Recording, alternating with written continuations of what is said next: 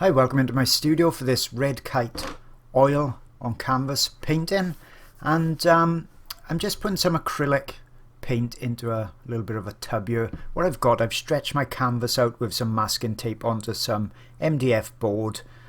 I've already given it a bit of a paint of acrylic on there with just some white and burnt umber thinned down, just because it was an old canvas that I was going to do another painting on, and I decided to do this on, so I just coloured that background.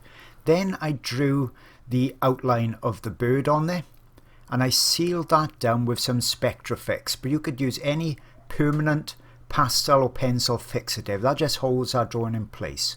Now I've just made up with some some burnt umber, titanium white, acrylic paint, just added water in there. You see I'm just making a bit browner. Soft brush.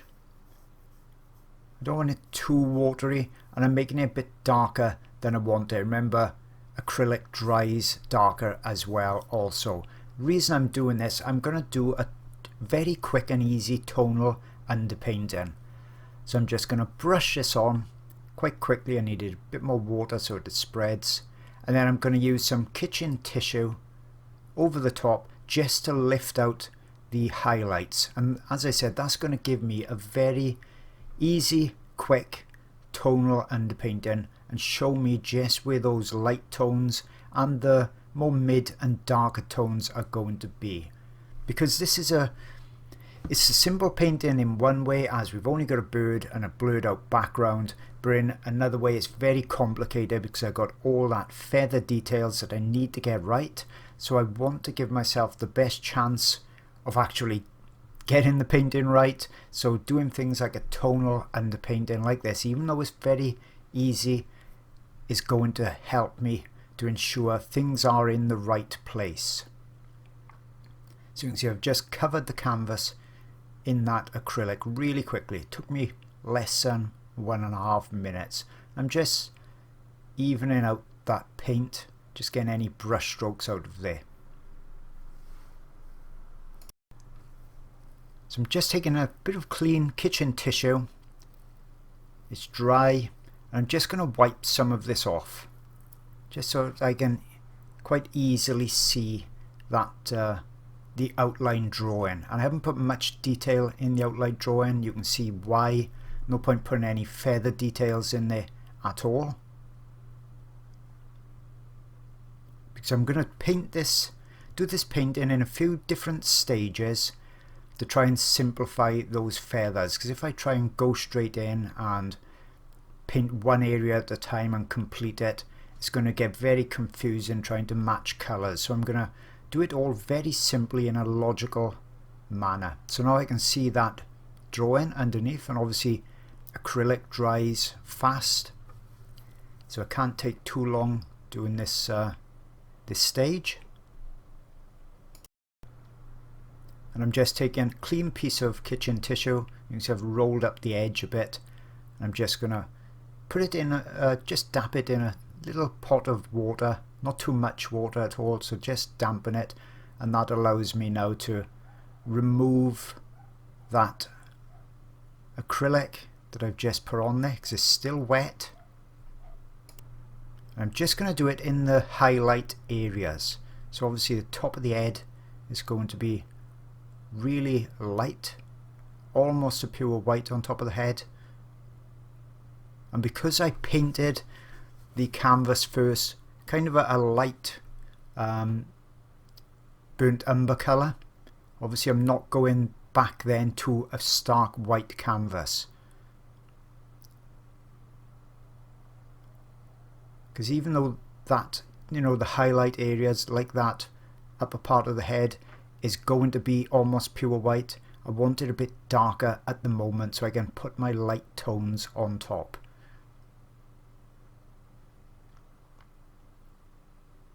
And you can see how this is not looking at details in the slightest now. It's just getting the major parts in place.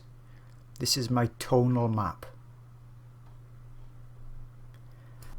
And I'm just going to continue doing this, picking out little bits of highlight until I can't go anymore because that acrylic will dry. So I've only got perhaps 2 or 3 minutes to just lift these areas out, and there's no need to be too particular, too accurate. Obviously all of this is going to be overpainted and none of it's going to show. It's just for our aid and benefit.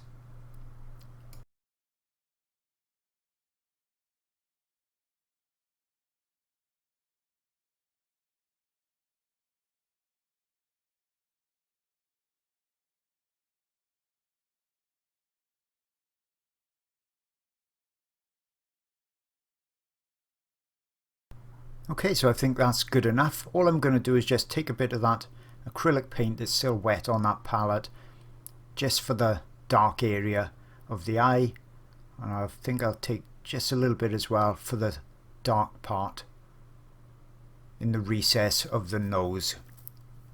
Just lighten that a section a little bit, and just quick dab in there, and that's going to do for that tonal underpainting. So that's all nice and dry. This is how I've got my easel set up. You can see I've got the tonal on the bottom ready. Top left, I've got a zoom in of the red kite's head, and I've dragged some colours out as I've shown you in detail on other videos. On the right hand side then, that's a larger view of the red kite's head, so that's exactly the same size I'm painting. Directly to the right of the tonal canvas is my easel. You can see it's just a glass easel I've taped there, and right in that top right hand corner, that's a colour wheel, which I, even after all these years, I still glance up to so I know which colours to use to mute colours and to subdue them. And I've also got a very in-depth video showing colour mixing, how I use that as well. That's a free video out there, so if you're having trouble with colour mixing, I suggest and recommend you have a look at that video, because I'm not showing all colour mixing in this video. As I've said in the past, it's really pointless, because all you're seeing is me dabbing into one colour a little bit and back into another colour. You're really never going to learn about colour mixing whatsoever just by watching my palette on the side. And I really want to show you a closer view of the actual painting process, how I'm using the brushes, how I'm building colour up instead. If you're looking for even more great art sources, I've really got you covered. First off, I've got a Patreon channel. It's been going well over a year or so, packed with around about 50 or more videos and new ones every month. Lots of the videos are many hours long, so you can see they're really in-depth. Subjects such as turtles, birds, elephants, big cats, you name it, it's on there. So that's my Patreon channel. And also on that Patreon channel, before I go on to something else, I've got a secret Facebook group, so only the members are actually on there. It's the most supportive and friendly Facebook group that I've ever seen. I know I'm biased, but it really is. We've got 400 or 500 members on there, and they all help each other, so that's a great added bonus that comes free with it. Also, you get line art every month as well, and we've just designed a brand new companion website for it. So if you've joined other Patreons and channels and you found it very difficult to navigate around, we got this free website that comes with it. All the videos are now just a single click away. Couldn't be any easier than it is. I've also got my site, jasonmorgan.co.uk, lots of tutorial videos, DVD discs and downloads on there. And if you're struggling for reference photos for your art projects, I've got some of those too. I've got 900 plus on my website, wildlifeart-online.com, and they will be copyright free for you, so you can paint and draw from them and sell your work with no copyright worries whatsoever. So hope you like those extra resources, and I'll see you all again real soon.